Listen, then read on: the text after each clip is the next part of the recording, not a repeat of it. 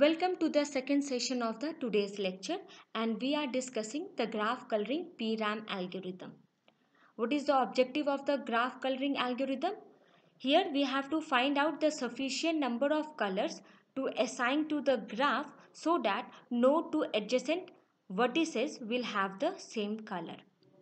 And here we make use of a adjacency matrix and a candidate array. Now let's discuss the graph coloring algorithm. Once we design a PRAM algorithm, so first we need to give the name to the algorithm. So I have given the name as graph coloring, and the machine for which we are making it is the CREW, concurrent read and exclusive write PRAM machine. तो initial condition and final condition क्या है? Initial condition ये है कि we have a number of vertices and number of edges, and final condition क्या है कि we have assigned a sufficient number of colours to the graph so that no two adjacent nodes will have the same color.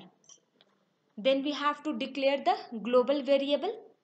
The global variable here I have taken as NC, a matrix of n cross n, a candidate array, a variable valid, and the variable jk. Here the variable n is for number of vertices. C will determine the number of color, what will be the sufficient number of color to assign to the graph. A n cross n is our adjacency matrix, which mainly contain the value 0 and 1. Here we have a candidate array and initially we are assigning 1 to the candidate array.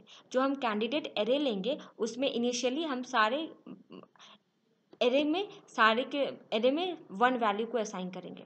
Then we have taken another variable, that is the valid, that will represents the number of valid coloring, and the variable jk. Now let's begin.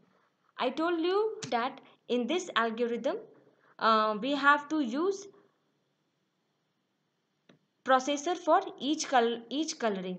So if there are n number of vertices, then we will take n number of processor, which will from I0 to IN1, and the value of I will vary from 0 to C, and the value of V will range from 0 to N. So initially in a parallel machine we always have to activate the total number of processors. Now for all processors where the value from I0 to IN1, initially we have to assign the candidate array as 1. So we have assigned the value 1 to the candidate array, and then we have to make use of a for loop. We will for j will start from 0 to n minus 1, and the value of k will range from 0 to n minus 1.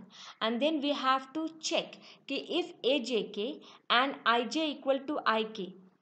Now we have to check क्या करना है हमें कि अगर मेरे adjacent values same हैं, okay, then we have to change the value in the candidate array from 1 to 0. और अगर आपके adjacent value different हैं, then we have to keep the we have to keep the 1 as it is. So let's check this condition ajk and ij equal to ik. अगर same है तो just change the value, and then finally we have to do the summation जो हमारा candidate array है. After changing the value in the candidate array from 1 to 0, then we have to do the summation part. So we will do the summation of the candidate array, and the valid will provide us the number of sufficient color which is used to assign to the graph so that no two nodes will have the same color. So this is the algorithm for the graph coloring, and let's discuss the time complexity. Here the overall time complexity of the algorithm is theta of log of c to the power n plus n square, and we can write down this as theta of n square plus n log, sorry, here c is missing, we have to write down the c here. Just write down the c, but the value of c is very less than n, so we will neglect it and the total complexity will reduces to theta of n square. So this is all about our graph coloring algorithm. Now in my next lecture I will discuss